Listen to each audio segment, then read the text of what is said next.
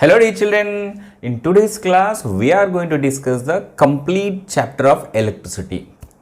So dear children, in this chapter first let us see what are the important topics which we have to discuss.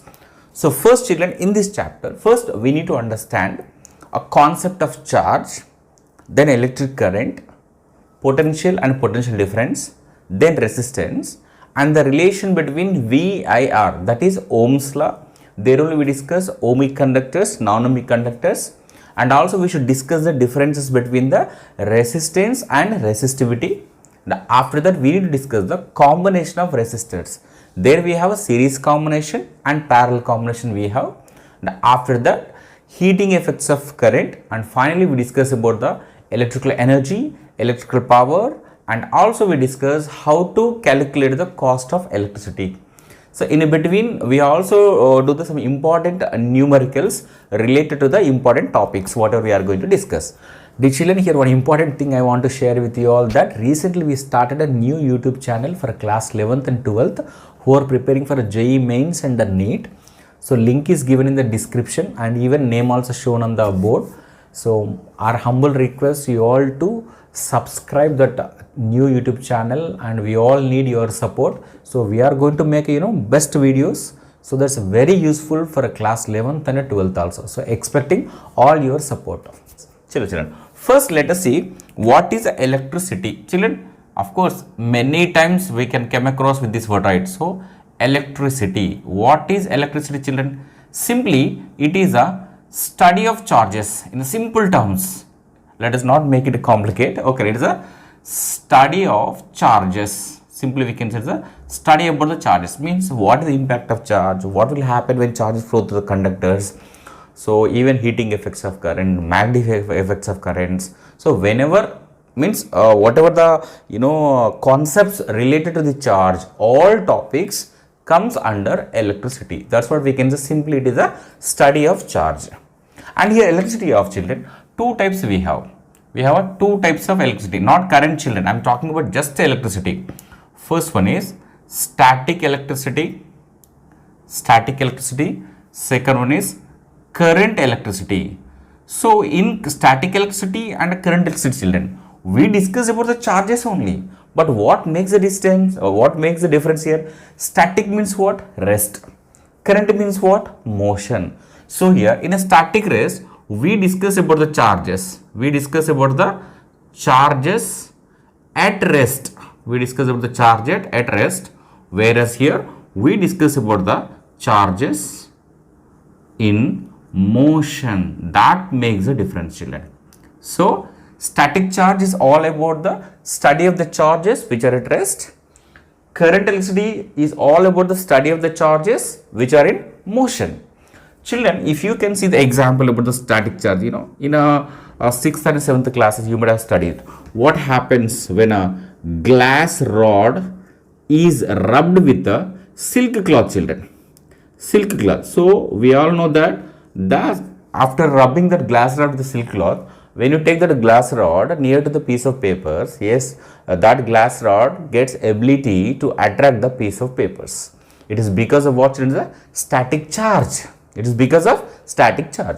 Now, first of all, you may get a note, sir. We are talking about the study of the charge, study of the charge, study of the charge. So, what is meant by charge? First of all, what is meant by charge? Children, it is a fundamental property. Try to understand. So, we all know that molecules are consisting of atoms, and atoms are consisting of fundamental particles like electron, proton, all these things we have, right? Yes. So, charge means the fundamental property of a matter or fundamental particles that causes it to experience some force in presence of electromagnetic fields. When you introduce what we can say electron, when you introduce a proton in a what we can say in an electromagnetic field, they will experience some force, right? Because of what? Because of charge. So this is a fundamental property of those fundamental particles or a matter, so that they can experience some force in presence of electromagnetic fields. Okay, so children, here we have two types of charges. One is positive charge, another one is negative charge. We have positive charge, next one is negative charge. Children, We know that like charges will repel each other, whereas unlike charges attract each other. I repeat once. So here like charges will repel each other, whereas unlike charges can attract each other. And the symbol, children. So what is the symbol which we use to represent charge? See, in some textbooks it is given small q, in some textbooks small e. In some textbooks they may give even capital Q also. So nothing is wrong, you can use it. So this is a symbol. And here unit, children. The unit of charge is coulomb. So coulomb is a unit of charge, or you can represent with a capital C. But remember one thing, whenever you are writing the full name of the unit, children, first letter must be small only, but symbol can be a capital here. Okay, fine. Then what is the charge of the electron, children, here? Yes, so charge of the electron, let us see here. Charge of the electron is minus 1.6 into 10 power minus 19 coulombs, whereas for proton it is plus 1.6 into 10 power minus 19 coulombs. So what makes the difference? Just charge. The magnitude is same for electron and proton, but what makes the difference, children, here? Electron is negatively charged and whereas a proton is positively charged. So this is about the charge. How a matter can obtain a negative charge or positive charge, children? Yes, it is in terms of, you can talk about the electrons even. Means, so during, see, we are not going to discuss about how and why all these things. So whenever particular atom loses electrons, for suppose, children, here let A is a one neutral atom, let us say that. Okay, so it has lost some electrons. It has lost some electrons. Then it will become positively charged one. Whereas let us say one B is a some neutral atom. So due to some, see, we are not going to discuss about why and how all this thing. Just I am telling you. Okay, so if it gains electrons, children, then it will become negatively charged. So this is how actually we can get a positive charge and a negative charge. Is the point clear? Yes. And children, here I have one question. Just you have to answer, just put in a comment box. Here we have seen that when a glass rod is rubbed with a silk cloth, yes, a glass rod is able to attract the piece of papers. What if in the place of glass rod, if you have an iron rod? So you take iron rod, when iron rod is rubbed with a silk cloth, what happens? Is it able to attract a piece of papers or not? Just you have to think, children, this is a very important question in even boards also. So think about the question, whatever I said, and comment your answer so that I will go through it and we will discuss even in comment box also. Okay, fine, children. So this is about actually types of electricity in a simple manner, and these are about the charge. Is the point clear? Yes. Now, children, here we need to discuss about one more important this one. What is that? What are conductors? What are conductors? And what are insulators? What are insulators? Try to understand. So, children, it is in terms of, actually we can say that free electrons. Free electron, children. There, see, here some students have a doubt, actually the electrons which cause current, and see, the electrons which are near to the nucleus are tightly bound, they don't move. But whereas the electrons which are in outermost orbits, children, somehow if you can give a little amount of energy to those electrons which are in outermost orbits, they will gain energy, okay, and which causes conduction. That's why those electrons also called as a conduction electrons. Free electrons, valence electrons, conduction electrons. Okay, so these two mainly they differ in these free electrons, children. Here we have plenty of free electrons, but here negligible free electrons. Okay, and here because of that plenty of free electrons, these conductors, it has ability, it accepts the flow of charges to these materials. So the materials are the substances which can allow the charges to flow through them are called simply conductors.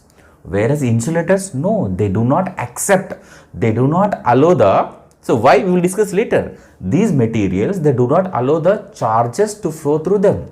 The best example, hey, don't do this, just I am telling you, just imagine situation, if an iron one wire is placed in a plug and a switch is on, obviously we can expect that when we touch that we will get electric shock. But what happens if the same thing is done with one plastic wire? So, do you think that we get some electric shock? No. Why? In the first case, through that iron wire, charges are flowing. Charges are flowing means what? It is allowing the charges to flow through them. Whereas the plastic wire, or you can take a wooden stick also, they do not allow the charges to flow through them actually. So that is a main difference. So here example means, yes, almost all kind of metals. So best conductors if you want, yes, you will get a silver, okay, it's aluminum, and there is a copper. Whereas insulator, children, yes, here is rubber, okay, it is rubber, wood, okay, and plastic kind of things. Yeah, children, here I have one question. Is water conductor or insulator? Try to understand. Okay, just pause the video and comment your answer. Is water conductor or insulator? So we are we are instructed not to touch electric panels and electric boards with a wet hand. Why? They'll tell that we'll get electric shock. But here my point is that is pure water conductor or insulator? Children, you'll get surprised that pure water is a very poor of electricity, so it is an insulator. But I'm talking about the pure water, not impure. You make it one doubt, sir. Then with wet hands, why we are not suggested to touch the panel boards? Yes. So what are the water which we are using nowadays? Do you think there is a pure water? No, it's an impure water. Then that impure water behaves like one conduction layer between that source of current and our body. And of course, our body is a good conductor of electricity. That is how the charges will enter and flow through our body. That one we can call it as a electric shock. Clear? So pure water is an insulator, but whereas impure water is a best conductor of electricity. So this point you should remember. Clear? Fine. Now we come to the topic called electric current. Is this copy, children? Fine, children. Now we discuss electric current. Children, what is a current? How can you define that? Straight current. So whenever I ask, current means, many students will think about yes, electrons flowing, something blah blah things actually. But children, you'll get one surprised. What is that here? Current is not actually related to the current. What we can say, what we are feeling a current. Okay, not understanding? Let me give one example. So whenever we are talking about current means what, children? Current situation means not electricity situation. So yesterday something went wrong. So we may call to our relatives or our friends and we just ask, hey mama, what is the current situation? Means current situation means what? The present situation. If a cricket match is going, okay, we are not there, for example, and we call to our friends, so buddies, we say, hey buddy, what is the current score? Current score means, do you think it's the electricity score? No, present score. Current situation, current score. We can say current bill. See, current bill means it's not purely only related to the electricity. Current bill means right now what is the bill for that particular situation. So if means current means what? Something which is in flow. Try to understand. Current means something which is in flow is called something which is in flow, something which is happening. The situation is going right now is what actually we can say is the current. If water is flowing, we can say water current. Yes, you might have studied in a geography. If air is flowing, we can say air current. If the charges are flowing, we can call it as electric current. Try to understand. So electric current, of course, we habituated to say current, but actually what we should say, children? We should say it as a electric current. So electric current is because of what, children? Flow of charges. If a charges are missed, means I can say that the charges which are in motion causes electric current. Here you may get one doubt actually. Sir, you said that conductor, so-called, let us take best example, silver. Yes, silver is having a number of free electrons, and that too they are in motion. But whenever we touch silver items or whenever we touch an iron rod, do we get electric shock? No. But we learned that the charges which are in motion causes current.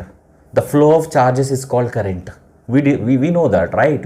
So here the very important thing is that at room temperature, yes, it's right only.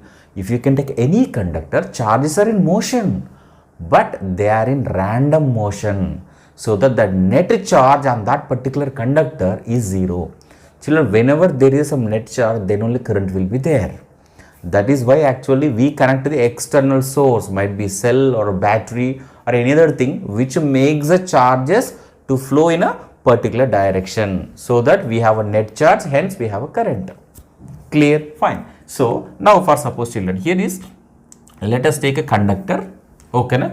Conductor, and through this, if charge q is flowing, let us small charge q is flowing in a time t, then current is defined as I is equal to q by t. Simply we can say that rate of flow of charge, children, rate of flow of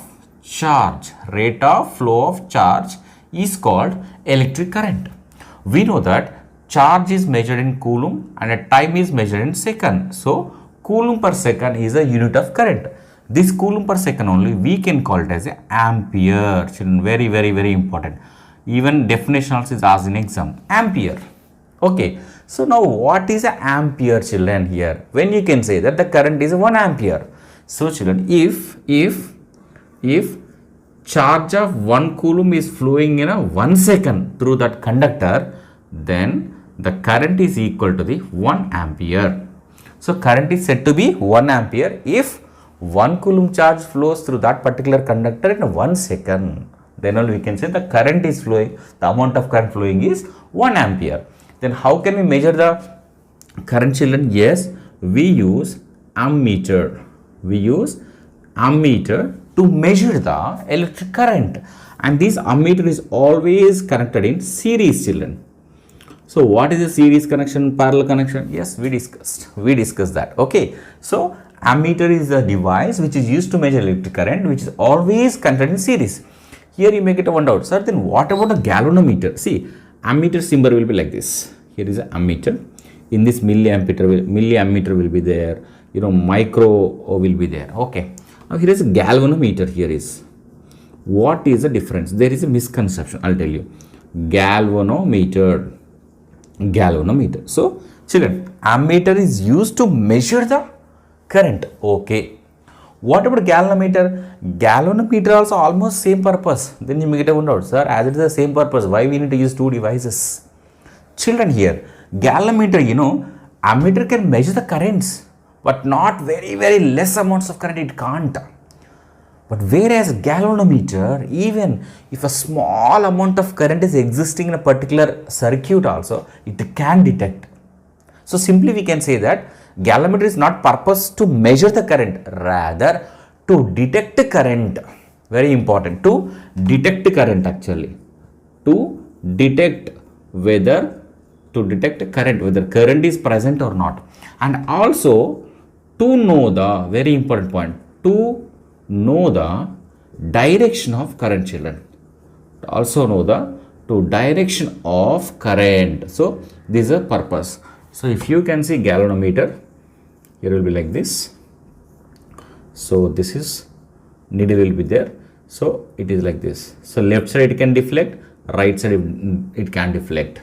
That is how it can show whether in a particular circuit, whether current is flowing in a clockwise direction or anti-clockwise direction. Children, don't get confused. Ammeter is used to measure the electric current. Galvanometer is used to detect the current. Even for small currents are there also, it can detect. And with the help of galvanometer, we also can know the direction of current also.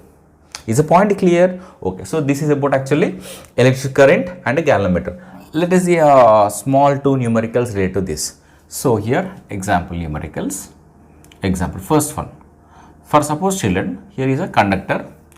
Through this 100 milliampere current is flowing in 1 minute. To have this much amount of current, then what should be the charge to flow through that actually?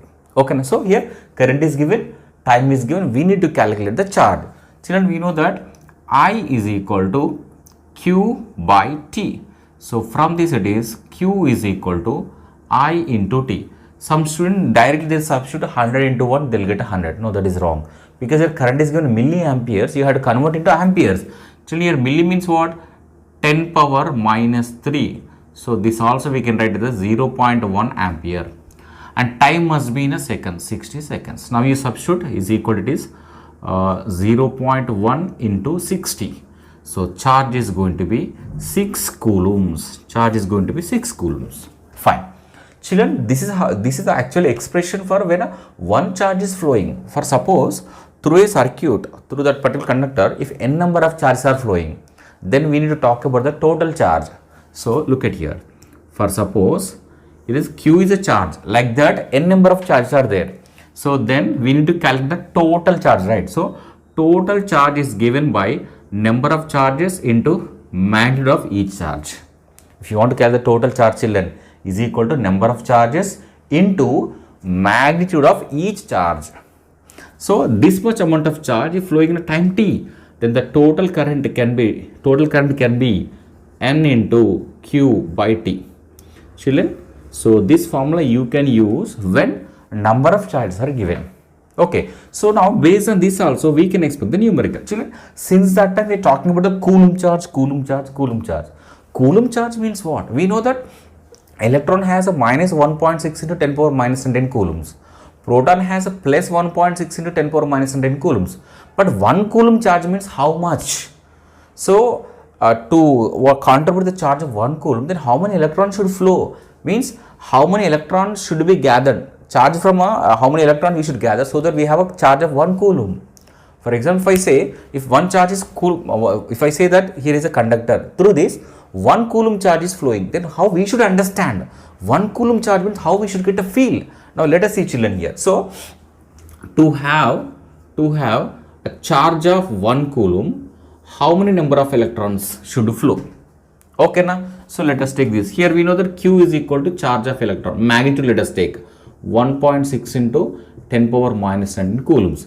Now substitute in this, children. So this formula which we are using. So Q is equal to 1 coulomb, which is equal to, okay, so n into 1.6 into 10 power minus 19 coulomb. Coulomb gets cancelled. So n is equal to 1 by 1.6 into 10 power minus 19. If you can simplify this, you will get 6.25 into 10 power 18. So look at here. So these many electrons together can contribute a charge of 1 coulomb.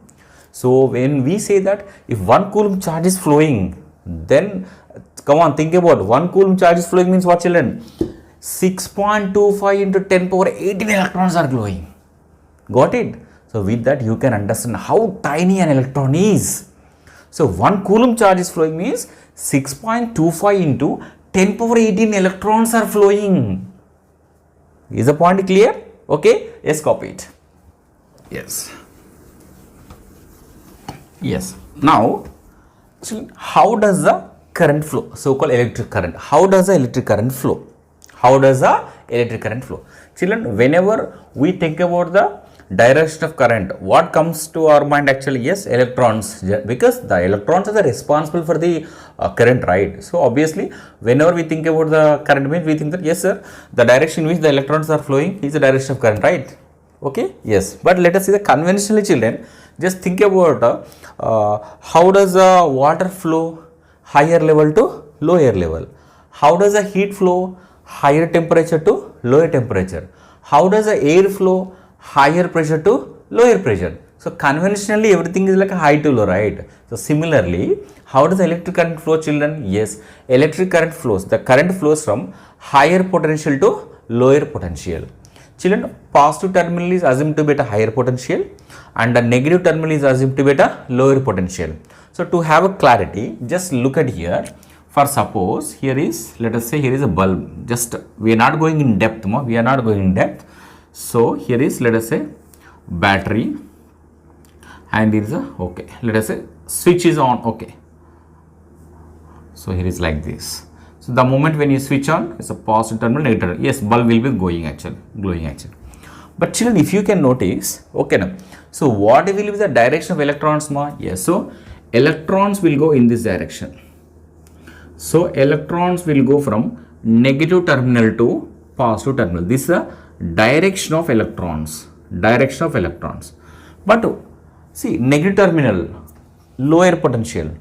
Positive terminal, higher potential. So electrons are flowing from its lower potential to higher potential. Okay, but conventionally we have taken what? Higher to lower actually. So convention, see, as electrons are flowing in like in this example clockwise direction, obviously we expect that opposite to electron is what actually? Positive.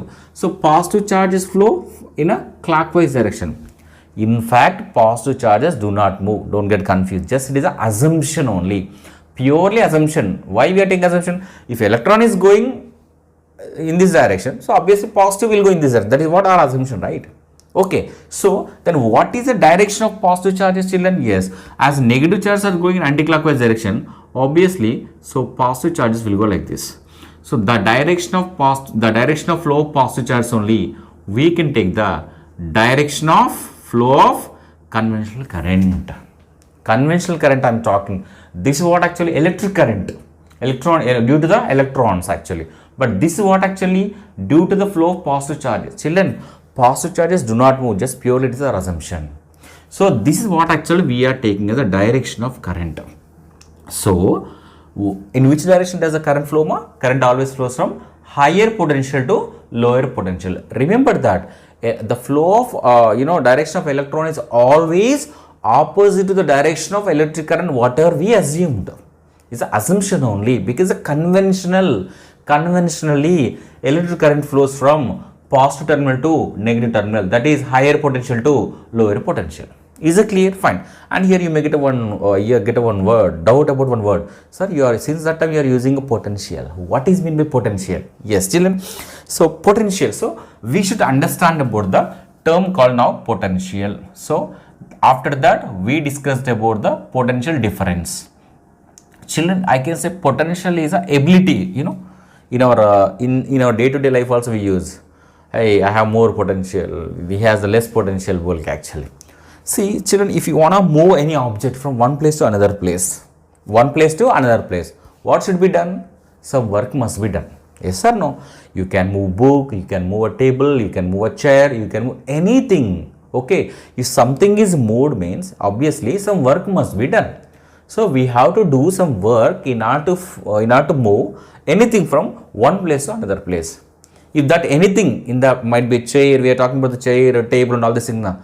Now if you want to move the charge also, yes, some work must be done, right? Okay, for suppose children, here one charge is there. What kind of charge is the positive charge? Children, we are talking about the conventional current. Okay, there is a special name for this. This is called test charge. This is called actually test charge. What is the difference, children? We know that two charges, if two charges are brought together, definitely first charge will exert force on second charge, and second charge will exert some force on first charge. It might be a repulsive force or attractive force. Definitely mutual that will be there. But the test charge, the story of the test charge. So the charge which is exerted by the force by the charges, but which cannot exert force. So such a charge is not possible. It is just an ideal concept. This is ideal. It's just our assumption only. Means on this charge, some other charge will exert force, but whereas this particular charge cannot exert force on other charges. Such a charge is called test charge. So we have considered unit positive charge. Now we want to move this charge. Let us say we want to move this charge to this point. Let us say that. Move this to point. To move charge from this point to here, some work must be done. But children, see, this work actually depends on, for example, if you are moving from 1 meter distance, if you are moving from 1 kilometer distance, in which case you have to do the more work obviously from 1 kilometer distance. So if I want a maximum work done, then I should bring this positive charge from a maximum distance. So the maximum distance only is simply in terms of actually the infinity, right? Yes. So to bring a unit positive charge from infinity to a particular point, some work must be done. This work done only we can call it as a potential. So potential is nothing but what actually? It is a ability to do the work only. For what? To move the positive charge. To have a more work, to have a maximum work, obviously that must be brought from an infinity. Okay. Now let us define, children. Let us once again define what is the electric potential. The amount of work done to bring the unit positive charge from infinity to a point is called electric potential. So electric potential we represent with the letter V. So mathematically V is equal to work done per charge, unit charge. work done per unit charge. Children, work is measured in terms of joule, coulomb is measured in terms of, charge is measured in terms of coulomb. So it is a joule per coulomb. This joule per coulomb only we can call it as a simply volt. We can call it, so volt is a SI unit of electric potential, and electric potential is measured by children voltmeter. So voltmeter is a device which is used to measure the electric potential, and this voltmeter is always connected in parallel. Always connected in parallel. So voltmeter symbol, yes, here is a minus, here is a plus. This is, so voltmeter is a device which is used to measure the electric potential and is always connected in a parallel. Okay, fine. Now, what is the potential difference, children? What is potential difference? What is potential difference?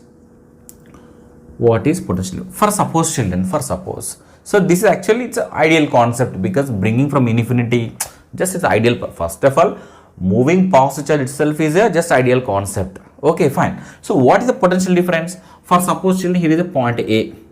Okay, here is a point B. Okay, so now look at here. Look at here. At a point now charge is there. Okay, so to move this charge from point A to point B, some work must be done. Yes, obviously some work must be done. That work done only we can call the potential difference. You make it a one doubt, sir, then what makes the difference? Children, here to define the potential difference, we consider the initial point at infinity. But here, the distance between the initial and the final point is a well defined. Well defined, try to understand. So mathematically, the potential difference between A and B is defined as work done by charge only. Work done by charge only. So its units are same, like a joule per coulomb. The volt, and which device we used to measure? Yes, we use same voltmeter to measure the potential difference. So in an exam, they may ask a question like this: the potential difference between a 2 points of 1 volt. So what is the meaning of the statement? So it means that, children, so to move what we can say, to move charge of 1 coulomb, if 1 joule work is done, try to understand. So if 1 joule work is done to move 1 coulomb charge, then the potential difference between that 2 points is equal to the 1 volt. Is equal to 1 volt. Okay, na? Just copy this. Yeah. Now let us do at least 1 or 2 simple numericals. First, suppose as per the numerical, it is given that. So example numerical. Let us see here. First one. So the charge is 1.5 coulomb and the amount of work done is 9 joule. 9 joule. So to move a charge of this much, 1.5 coulomb, so this much amount of work is done. Then what should be the potential difference between the 2 points they are asking? So we know that V is equal to W by Q. Simple terms, W by Q. So W is 9, it is 1.5. So you multiply with the 10, divide with the 10. This will be 90 by 15. So V is equal to 6 volt. 6 volt. So this is how we can calculate the potential difference. The second numerical, it is given that a charge of 2 coulomb, and the potential difference provided is 8 volt. Then what should be the work done to move a charge of 2 coulombs between the 2 points of potential difference 8 volt? So we know that V is equal to W by Q, children. So W is equal to V into Q. So this is 2 into 8. So this will be 16 joules. So this is how we can calculate. Fine. Okay. Now, so children, so far we discussed about the electric current and we also discussed the potential difference. Now we discuss the relation between electric current and potential difference. You make it one doubt, sir, why we need to discuss about the relation between electric current and electric potential? Because the amount of current flowing depends on the potential difference, right? So electric current always flows from higher potential to lower potential, children. So experimentally it has been proved that the whatever the potential difference you are just providing across any conductor, if that potential difference is increased, then the amount of current also increases. If the potential difference decreases, amount of current also decreases actually. So this is experimentally proved by Ohms actually. So the relation between, in exam they may ask a question, state the, or name the law which gives the relation between electric current and electric potential difference, children. So that is Ohm's law. So now we study about the Ohm's law. So Ohm's law gives a relation between electric current and electric potential. So experimentally it has been proved that, so whatever the electric potential is there is directly proportional to the I, children. Means if more is the electric potential, more is the current.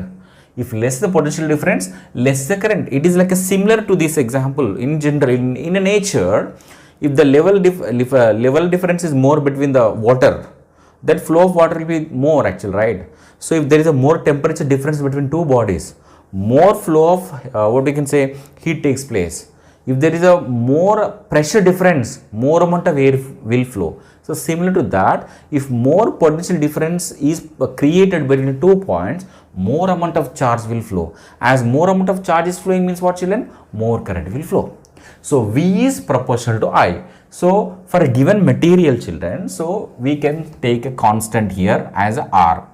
Here R is a constant. So simply we can write this as a V is equal to IR.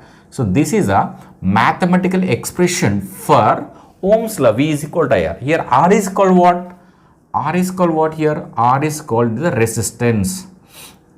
R is called resistance. Yes, now we discuss about what is the resistance. Okay, and first let us see its units more. So R can be written as V by I. So V is volt, current is ampere. This volt per ampere only we can call it as a ohm. We can call it as a ohm. So ohm is a SI unit of resistance. SI unit of resistance. But children, here this is a ohm. V is equal to I is a mathematical form. But it is not compulsory that every resistor, every conductor should obey the Ohm's law. Few may obey the Ohm's law, few may not obey the Ohm's law. The conductors are a resistor. Let's say resistors which obey the Ohm's law are called ohmic resistors, which do not obey are called what, children? Non-ohmic resistors. So here first let us see for ohmic resistors, children.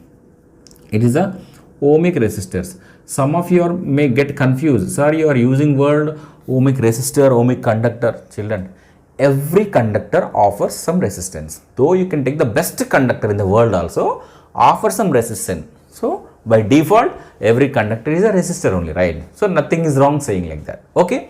So ohmic resistors, children. What are ohmic resistors? Which can obey the Ohm's law. Which can obey the Ohm's law. So children, as V and I are related, then how the graphical representation between the V, I and I is going to be? It's very important. Children, if you can see VI graph. So examination point of also is very important. So here is I is taken on x-axis, V is taken on y-axis. For ohmic conductors, we get a straight line which passes through a origin actually. But what is the slope will give, children? Slope is what? V by I. Slope is what? V by I. V by I is equal to what, children? V by I is equal to what? R. So it is a resistance. Very, very, very important question. What does the slope of VI graph give? So the slope of VI graph gives resistance. And we also can draw IV graph for ohmic resistors, children. Ohmic resistors. So this will be V and here is I. Then what does the slope will give you here? Slope is equal to, it is a I by V. I by V is nothing but 1 by R. 1 by R is what? The reciprocal of resistance is called conductance. The reciprocal of resistance is called conductance. So in exam, children, you should be very careful. Are they asking us to find the slope of VI graph or IV graph? So what does the slope of VI graph give? The slope of VI graph gives resistance, but whereas the slope of IV graph gives conductance. Then it comes to the non-ohmic resistors. Children, for non-ohmic resistors, if you can take here V, you will get a non-linear curve, right? Non-linear you will get because they do not obey the Ohm's law. Then what does the slope of this VI graph for a non-ohmic resistance will give? It will give a dynamic resistance. It gives what actually? It's a dynamic resistance. So this is about actually Ohm's law, ohmic conductors and non-ohmic conductors and their graph. Just copy this. Fine. So example 1.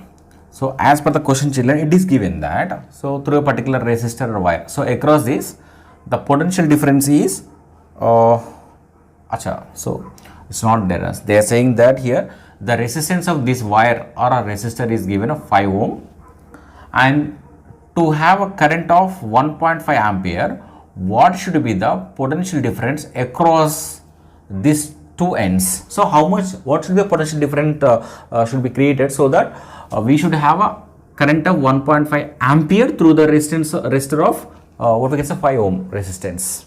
Okay, so it's simply Ohm's law, right? V is equal to IR. So I is equal to 1.5, R is equal to 5, children. So this will be 7.5 volts. So this much amount of potential difference should be created. Okay, fine. So as per the second question, children, here second numerical, here is electric bulb. Electric bulb. So at a normal, so when it is a cold, means let us say very low temperature, not even room temperature also. So at that time, children, in a bulb filament will be there. So filament has some resistance, right? So here resistance is 1 ohm actually. When the bulb is cold, when the bulb, it's not like we are keeping a bulb in a fridge. Don't think like that. Okay. So when it is a cold, the filament, see the resistance of bulb means what, children? The resistance of a filament. Okay. And after that, so through that bulb, here is resistor. Okay, will be there like this. Let us say it's a bulb, children. So through that bulb here, 300. See, these two terminals will be there. You know, across these two terminals, here 3 volt potential difference is applied, so that 300 milliampere current is flowing. Try to understand how much amount of current is flowing, children. 300 milliamperes current is flowing. Now they are asking us to find first of all, is there any change in the resistance? Same bulb. Initially the resistance is 1 ohm.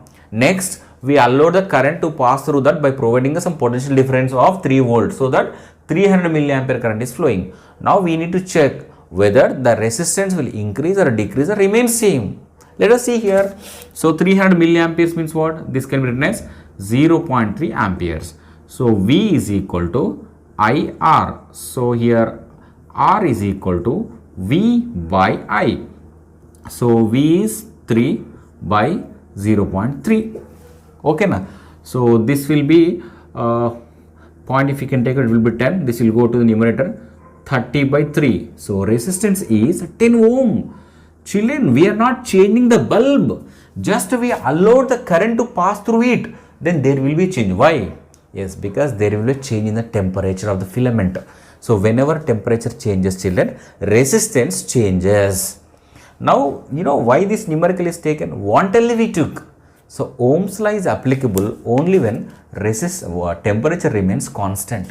When temperature changes, resistance also changes. So how to define how to state the Ohm's law, children? The amount of current flowing through the conductor is directly proportional to the potential difference applied across its ends, provided its physical conditions, so called length and area of cross section, and temperature remains constant. When length, area of cross section, temperature remains constant only, Ohm's law is valid. Okay, now fine. Now let us see one more numerical, children. One more, third one, let us see here. So as per the third numerical, it is given that, so here is a filament related numerical. Yes. So here is a water heater, children. So across a water heater, 75 volt potential difference is created, so that through that water heater 5 ampere current is flowing. That is fine. Now they are asking us, what if the potential difference is increased to 150 volt, then find the amount of current flowing through it. So if you want to find this one, first we should know resistance, right? Resistance is not known. First let us calculate by using this given data. So we know that V is equal to IR, children. So R is equal to V by I, right? Yes. So here R is equal to V by I, that is 75 by 5. So this is going to be a 25. Sorry, it's not 25. Okay. Please excuse me. It is a 15 ohm. 15 ohm. Now let us use this resistance to calculate the current here. So we know that V is equal to IR. So I is equal to V by R, right? So I is equal to, we create V by R. So V is 150 and R is how much children? It is a 15. So current is 10 ampere. So here also mathematically we proved Ohm's law. How? When the potential difference is 75 volts children, the current is 5 amperes. When the potential difference is increased to 150 volts, the current is increased to 10 amperes. So the amount of current flowing through the conductor is directly proportional to the potential difference. Clear? Just copy this. Now we discuss about the resistance and the factors affecting. Okay na? Fine. What is the resistance? So children, simply we can say that the property by virtue a conductor opposes the flow of charges is called resistance. Then you make it a one doubt, sir, conductor is a material which allow the charges to flow through it, right? Yes, you are right. But at the same time children, though it is a best conductor, it opposes, it gives some obstruction to the flow of charges. And how to understand this? Yes, let us take an example. Let us take a classroom. Their benches will be there, okay. Benches, some bags will be there. Ask the students to run in that room, children. Do they run freely? No. When they are running, what will happen, So there will be some collisions among the students, and even they will collide with they will have collisions with the benches which are at rest. Same thing happens with electrons also, children. When electrons are flowing through the conductor, so there will be collisions among the electrons, and even there is a collisions between the positive lattice. I told you that we know that positive charges do not move. So there will be some collisions with the positive lattice. There will be collision with what, children, sir? Positive lattice. So it is not so easy to the flow of electrons, children. So we can have a great lesson from this also. So like electrons they are trying to flow through the conductor, but still collisions with the electrons, collision with the positive charges. But still they will gain some energy, again they will start their journey, they start again moving. Similarly in our life also, so many obstructions will be there. Be like electron, obstructions will be there, no problem. So many oppositions will be there, no problem. Take a positive, gain some energy, motivate yourself and flow. Just go ahead in your life, you will get a success. Best lesson it is, right? So here, what is the resistance here? So it's the obstruction given to the flow of charges by the conductor itself is what actually resistance, children. So reasons for a resistance here. So as I told you that there are two reasons. What is the first reason, children? Yes, so collisions between electrons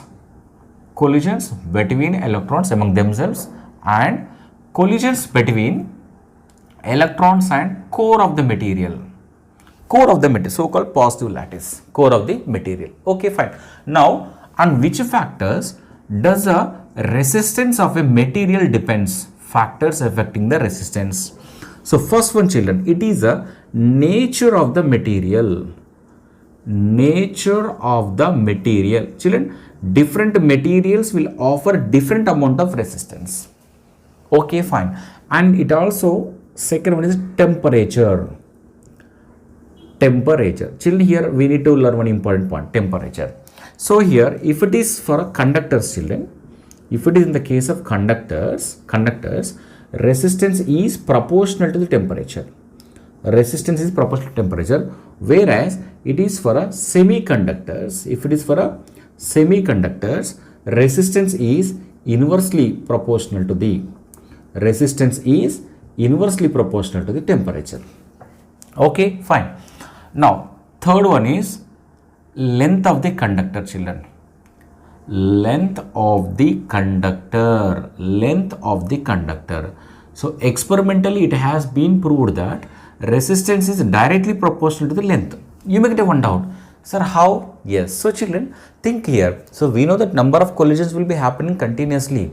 As the length increases, the number of collisions will be happening for a long time, right? As it is a long time means what? Resistance will be more. So the time in which number of collisions will take place is increased. Hence, resistance also increases. Okay, fine. And the fourth one, children, area of cross section of the conductor. So experimentally it has been proved that resistance is inversely proportional to the area of cross section. Children, as area of cross section increases, so the electrons will find more space to move, right? So obviously as they are moving freely means what? More current. More current means less resistance. And children, here, for suppose here is a conductor, okay, it is area of cross section is, let us say, A. So yes, it is a, let us say, small r is a radius. Are you able to see this? Let me check. Yes, so small r is actually radius, right? So we know that A is equal to pi r square. So hence we also can write r is inversely proportional to the r square. So hence it is r1 by r2 is equal to r2 square by r1 square. So this is how we can compare the resistance when radius or the thickness of the wires are given. So this is about the resistance and the factors affecting the resistance. Now children, so here we got r is proportional to L and r is inversely proportional to even A also. Now let us combine these two relations. So we can write here r is proportional to, it is a L by A. So it also can be written as r is equal to rho into L by A. So this is the final formula which we use to calculate the resistance. So r is called resistance. What about rho here? Yes children, this is rho. How we should call it as a rho, children? So it is called as specific resistance,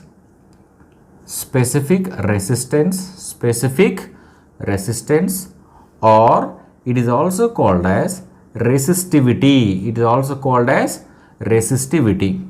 So how to define the resistivity? Let us make a rho as a, what we can say, subject, children. So rho is equal to r into A by L. Children, if L is equal to 1 meter, A is equal to 1 meter square. So hence rho is equal to R only. So which means what here?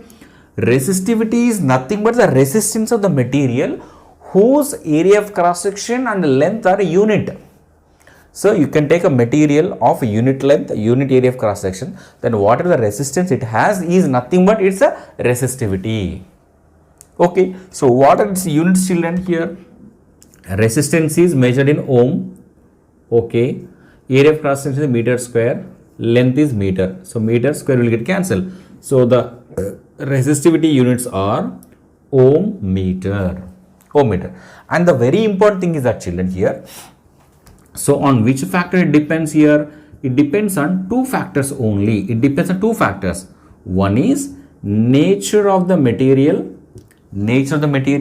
second one is temperature, but it does not depend on physical dimensions. So here physical conditions such as length and area of cross section, it does not depend. Don't get confused.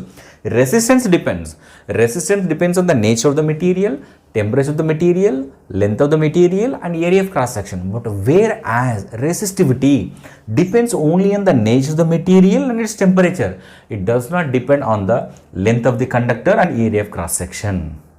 Okay, na? Fine children, copy it. Now based on this, we'll try to do at least 1 or 2 numericals which are very important for a board examination point of view. Okay, na?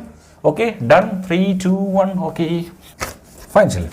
So here first numerical, children, it is given the 2 wires. It is 1 wire, 1 more wire. So both are made up with the copper. It is copper only.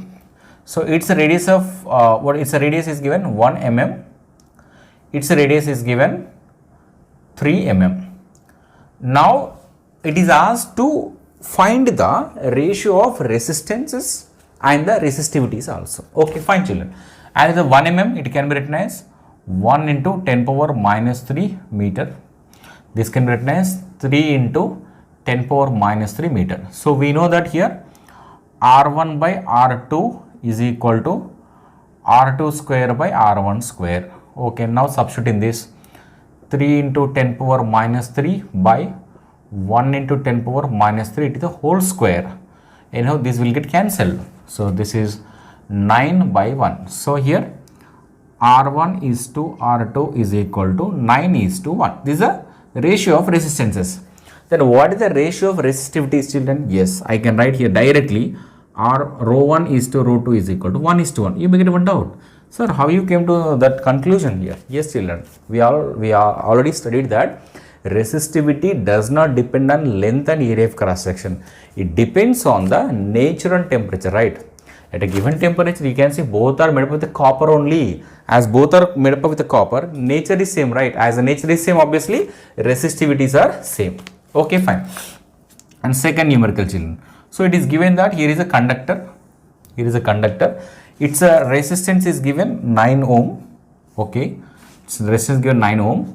Length is given 30 centimeters. 30 centimeters. Now they are saying if this wire is tripled on itself,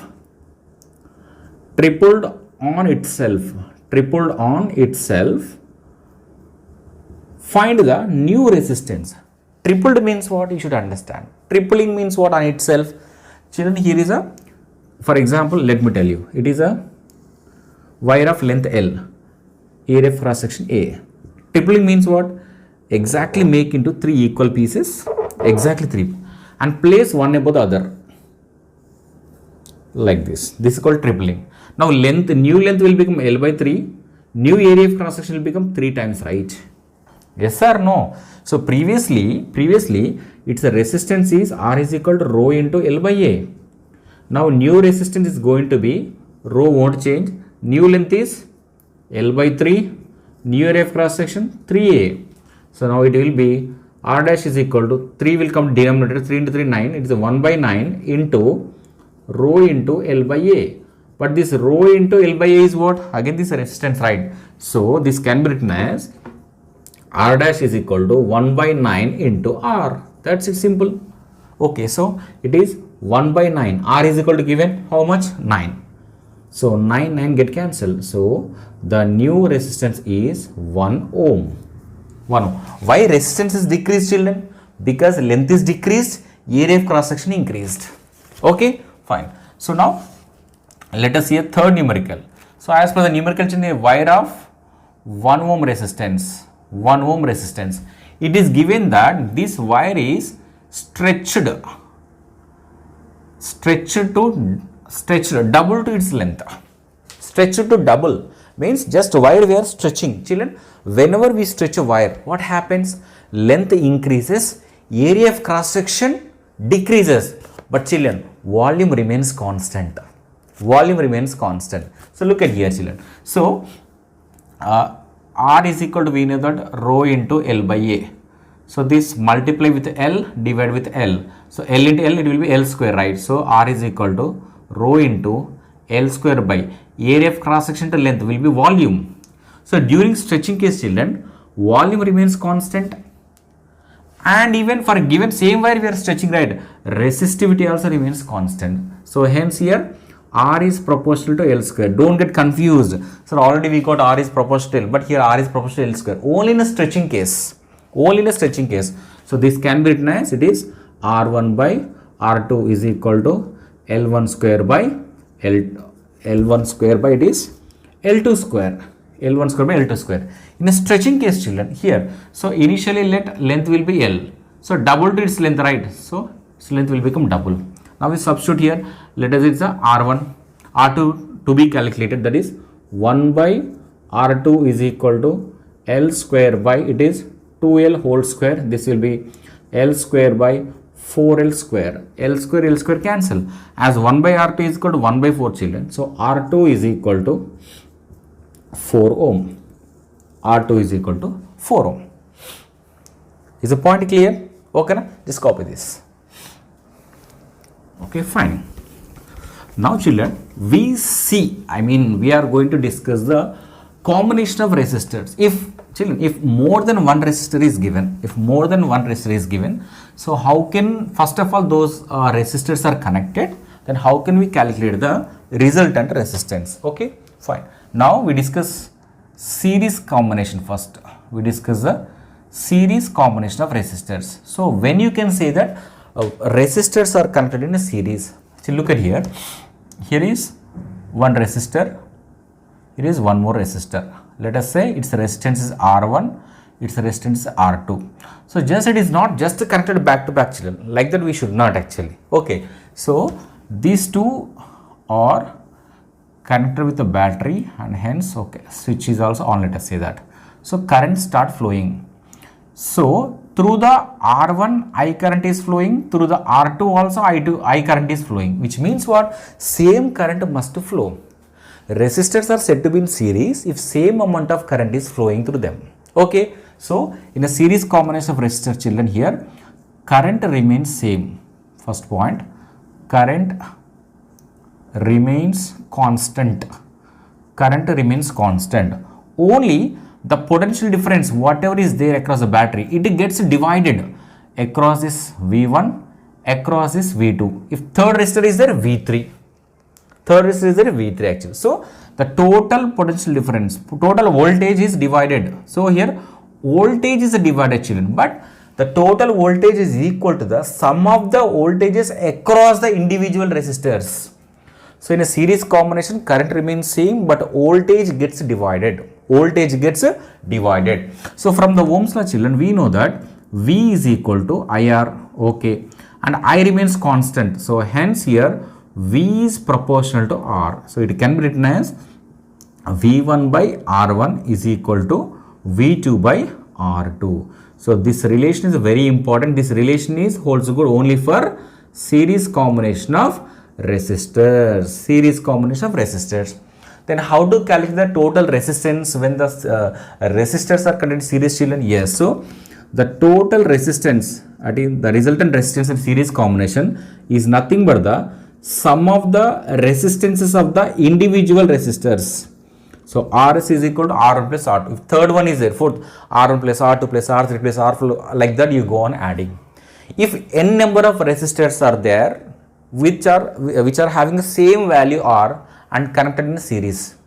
So n number of resistors with a resistance R connected in series. Then what is the resultant resistance? So then Rs is equal to n times of R. N times of R. Okay. And children, here in this case, in a series combination, voltage gets divided. So sometimes they might ask us to calculate the voltage also. So how to calculate V1 here? So here V1 is equal to V into R1 by R1 plus R2, whereas children, derivation is not required. Okay, now as it is a one shot video, it's going to be almost 1.5 hour video. Okay, now you should have a patience to watch first. So V2 is equal to V into R2 by R1 plus R2. So by using these two formulas, we can calculate the potential difference across the individual resistors. So this is about the series combination, children. Now let us see about the parallel combination. So let us see in a parallel combination how the current will be and how the voltage will be.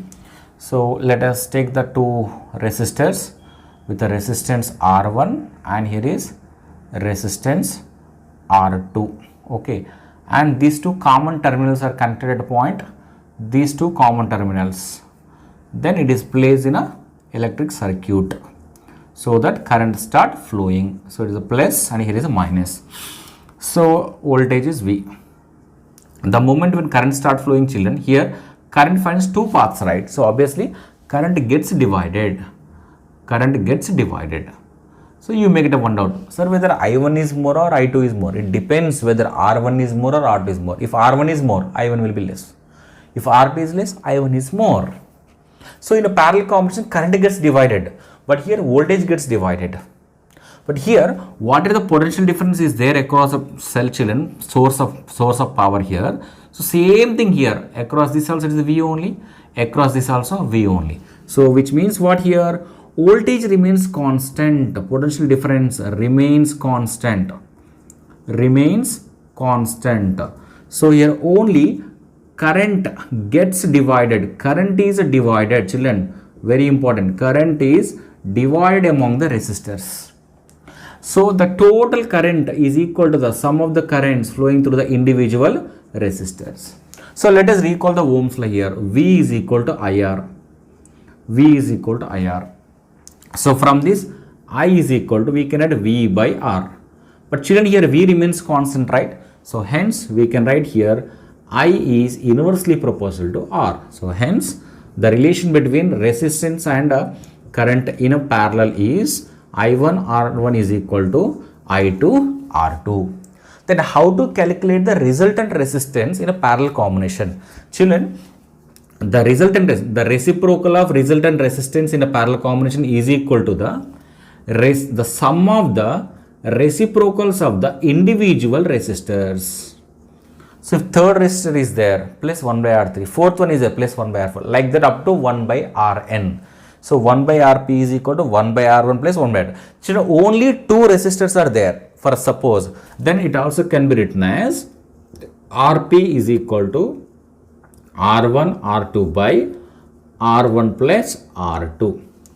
And children, if n number of resistors are there with a resistance R, n number of resistors with each resistance R are connected in a parallel, then what is the resultant resistance? So the resultant resistance is equal to R by N. Children, don't get confused. So it is a N into R, but it is a R by N. Okay, fine. But in a parallel combination, children, as current is getting divided, how to calculate I1, how to calculate I2? So here I1 is equal to I into R2 by R1 plus R2, whereas here I2 is equal to I into R1 by R1 plus R2. So just focus on this so that we are able to do some numericals. Just copy this. Now we'll do few numericals. So here is first numerical, children. So it is given here R1 is equal to 6 ohm and R2 is equal to 4 ohm. Now they are asking us to calculate the resultant resistance if they are connected once in a series combination and they are connected in a parallel combination. And with that, what we can say from the answer, what conclusion we can draw. So let us see here what we can make a conclusion. Children, in a series combination, we know the direct formula is R1 plus R2. So this is 6 plus 4. So here is RS is equal to 10 ohm. 10 ohm. So in a parallel combination, we know that just Rp is equal to R1 into R2 by R1 plus R2. If you substitute, this will be 6 into 4 by 6 plus 4. That is 24 by 10. 24 by 10 is how much? It is a 2.4 ohm. Okay. Children, it's not just you make it wonder, sir. Such a simple numericals we are solving. See the conclusion here. Try to understand. 2 points are very clear here. Here the resultant resistance in series combination is greater than the R1. Here the resultant resistance in parallel combination is less than the R2. First conclusion. Which means what? You can take 100 resistors connected in a series. In that 100 resistors, at least one resistor has a highest value, right? So the resultant resistance in series combination is always greater than that of the resistance with the highest value. Okay, but where is the parallel combination, children? The resultant resistance is always less than that of the resistor with the least value. In that 100 resistors, one resistor, let us say it has a least value, but the resultant resistance is always less than that of that what becomes the least value also. First one. And you make it a one doubt, sir, why resistance is increasing in a series combination? Why resistance is decreasing in a parallel combination? Children, in a series combination, back to back we are adding like this. So hence the length is increasing, children. As length increases, try to in a series combination, effective length increases. As effective length increases, the resultant resistance also increases. But in a parallel combination means, parallel combination we are putting like this. Okay, now parallel combination, what is happening? The resultant, that what we get, the area of cross section is increasing. So we know that resistance is inversely proportional to area of cross section. As area of cross section increases, what happens? Resistance also, resistance decreases. So these are the two conclusions with this. Okay, fine. Now, so here it is given that, children, the resistors are connected like this. Resistors are connected. Let me just, it is always it is given like this. Here is one more resistor. Okay, these are connected. It is A, B. So it is given that, children, it is 8 ohm, it is 4 ohm, it is 5 ohm, and it is X. So this is how they are connected. They are asking us to calculate the X value. And here the resistance across these terminals is given 4 ohm. It is given 4 ohm. Means here RAB across RAB is equal to given 4 ohm. This is given. So with this circuit, we have to calculate X value. But children, if you can see, first these two resistors are in series. These two resistors are in series. So now we can make equivalent resistance like this. So this is one resistor. There is one more resistor. 8 plus 4 is 12 ohm. 5 plus X only. 5 plus X ohm. And these two are connected like this. Now let us say this is R1 children. Let us say this is R2. This is A and B. Now these two resistors are connected in parallel. So we know the formula right here. So here RAB is equal to R1 into R2 by it is R1 plus R2. But RAB, the resultant resistance is given. How much? 4 ohm. 4 ohm. So R1 is equal to how much? 12. It is 5 plus X by 12 into R1 plus 5 plus X.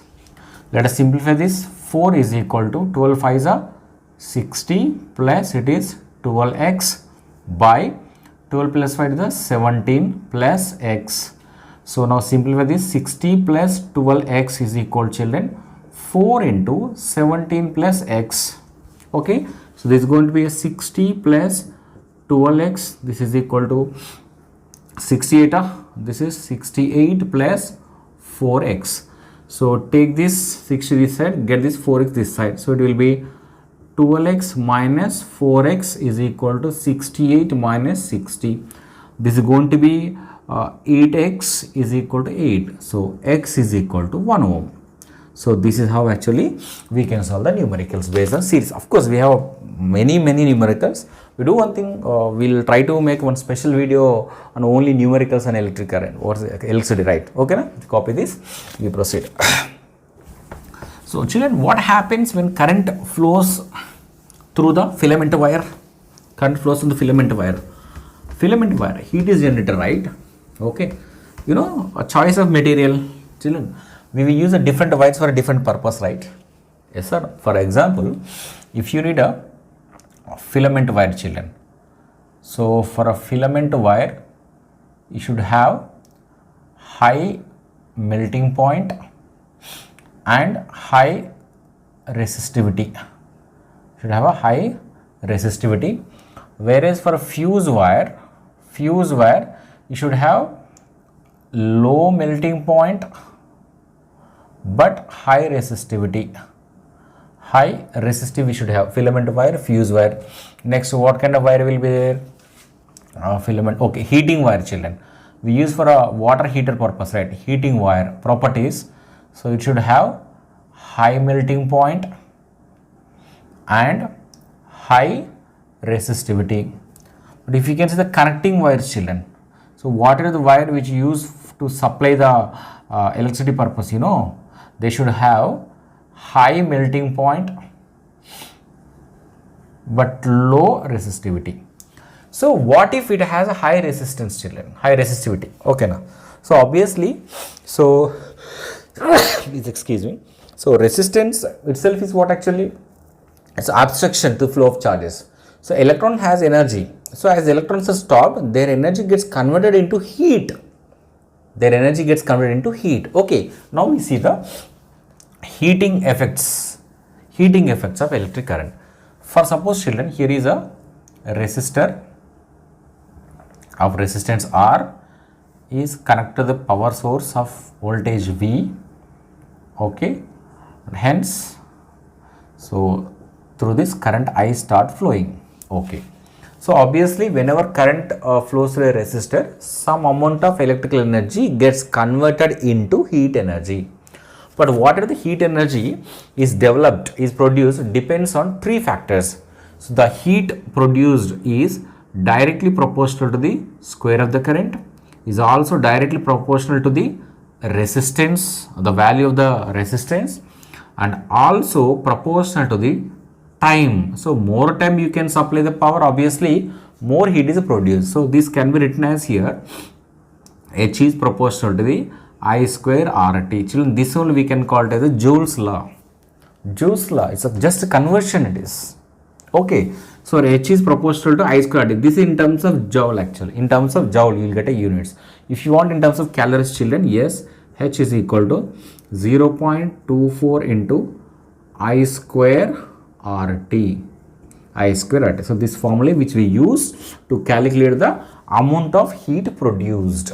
Okay. Now, see, this is nothing but the electrical energy which is equal to electrical energy. Okay. Now let us calculate let us discuss electrical energy, then electrical power, then the last one we can do what actually cost of electricity. Is it done, children? Fine. So electrical energy, children, electrical energy is what actually? Energy is equal to the work done, right? Electrical energy is nothing but the work done. So we use W, don't get confused, children. Electrical energy symbol, electrical energy symbol we use as the W, don't get confused. So children, from the definition of potential difference, V is equal to W by Q.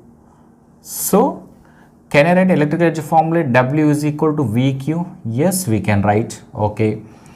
And children, we know that I is equal to Q by T. From this, Q is equal to IT. So in the place of Q, let us substitute IT. So then W is equal to, it is VIT. Okay. But children, from the Ohm's law, we know that V is equal to IR. Okay. In the place of V, you can substitute IR. So then you are going to get V is equal to I square RT. I square RT. And as V is equal to IR, children, can we write I is equal to V by R? Yes. Then I square is equal to V square by R square. Substitute here. So this is V square by R square into RT. R square gets cancelled. So W is equal to, it is V square by R into T. Children, here this is okay.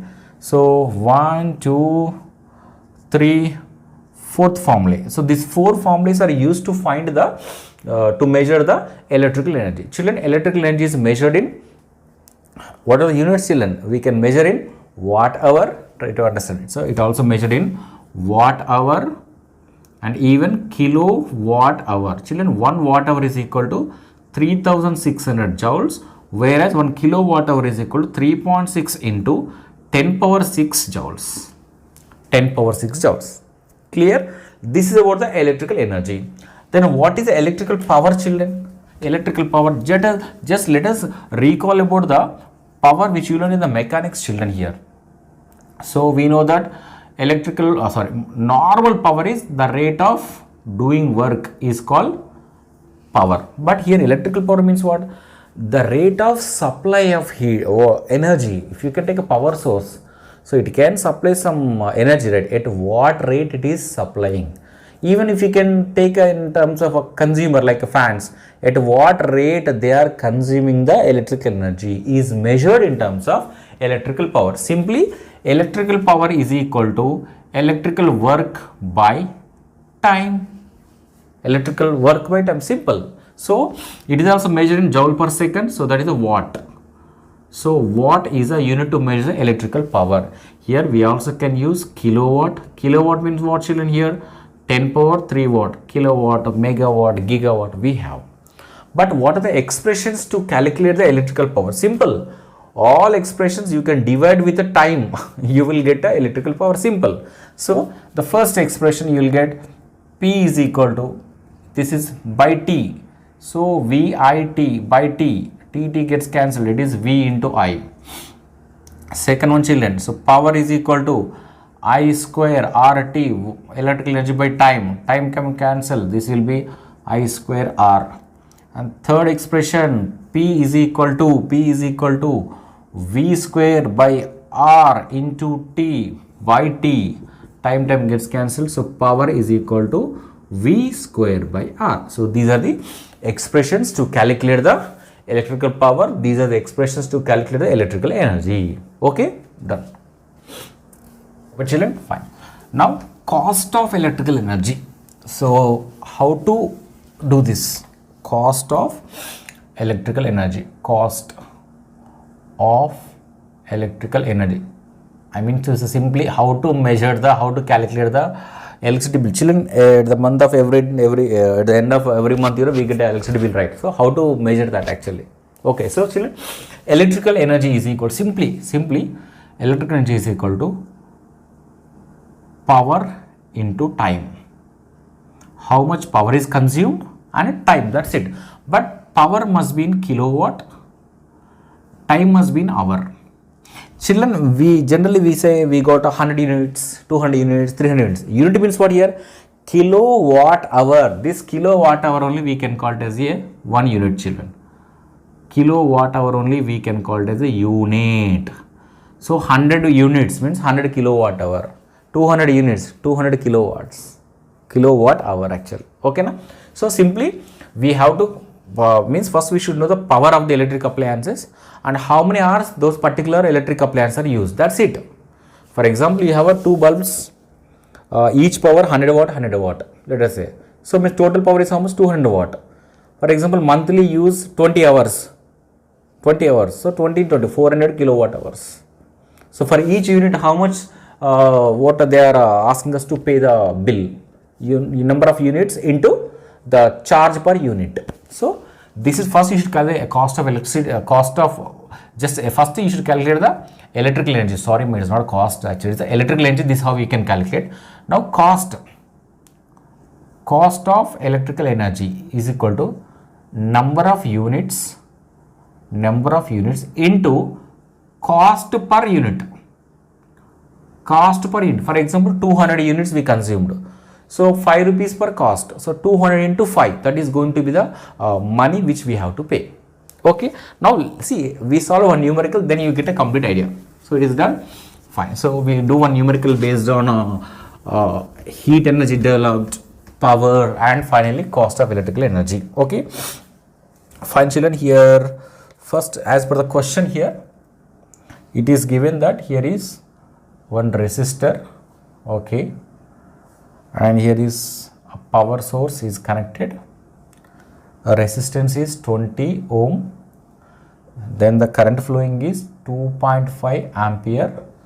And the voltage is, voltage is not given. So the current is flowing in 5 minutes.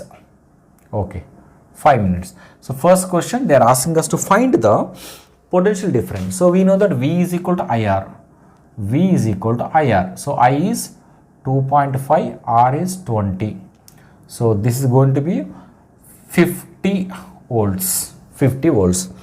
Now electrical energy here they are asking. So children, here electrical energy is equal to, here as per the data what we have, V we have IT. Okay, V you can use IT. So V is 50, current is 2.5, and the 5 minutes, 5 into 60. 5 into 60, why? We have to convert minutes into seconds. So if you can substitute this, how much you will get more? This is 3.75 into 10 power 4 joules. Even we also can use I square RT, because I square R into T. Any formula you can use, you will get the same answer. Okay, fine.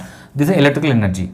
Now they are asking us to calculate the heat energy developed in calories. They are asking. Children, either it's electrical energy or heat energy. Energy is same, right? So the answer is same only. So here the heat energy developed is, it is 3.75 into 10 power 4. But they are asking in terms of joule, right? So see children, we know that 1 calorie is equal to 4.2 joules. But 1 joule is equal to 0.24 calories. 0.24 calories. So now you substitute 0.24 in terms of calories you'll get. So approximately it is going to be 9 into 10 power 3 calories. 9 into 10 power 3 calories. Clear? Fine. Now power rating of an electric appliance is given like this. It is given for one electric appliance 100 watt and 220 volt. Then they are asking us to calculate the safe limit of current and even resistance of that particular electric appliance when it is in use. They are asking. So children, we know that P is equal to VI. This is power. Okay, and I is equal to, it is P by V, that is 100 by 220. So if you can simplify this, you'll get 0.454. Approximately you can take it as a 0.5 amperes. Okay, now they are asking us to calculate the resistance. Children, we know that P is equal to V square by R. So from this, R is equal to, it is V square by P. So R is equal to, V square is what? 220 into 220 by, it is 100. 0, 0, 0, 0 cancel. So R is equal to, it is 484 ohms. 484 ohms. Okay, fine. Okay. Now the last numerical, I mean, this is going to be the end of this session. Okay, when I say it's the end of the session, yeah. Oh, thank God. Many students are thinking, okay, we have done with the revision, right? Okay. Children, it's a very important. It is based on the cost of electricity. How to calculate the cost of electricity. Children, it is given, power rating of a geyser is given 1500 watt and 250 volt. This is a power rating of a geyser. So they're asking us to find first the current, the safe limit of current. So as per the same question, children. So first one, so we know that P is equal to VI. So I is equal to P by V. So P is, it is a 1500 by, it is 250. 0, 0 cancel. 5 3 is a 0, 5 5. So here is I is equal to 30 by 5, 6 ampere. Okay. And the second part of the numerical, they are asking us to calculate the electrical energy consumed if the geyser is used for 50 hours. Time is given 50 hours. So children, we know that electrical energy is equal to power into time, but power must be in kilowatt. So but in the question it is given 1500 watt, so it can be written as 1.5 kilowatt. So look at here. So now as per the question it is a 1.5 into 50. So this will be 75 kilowatt hours.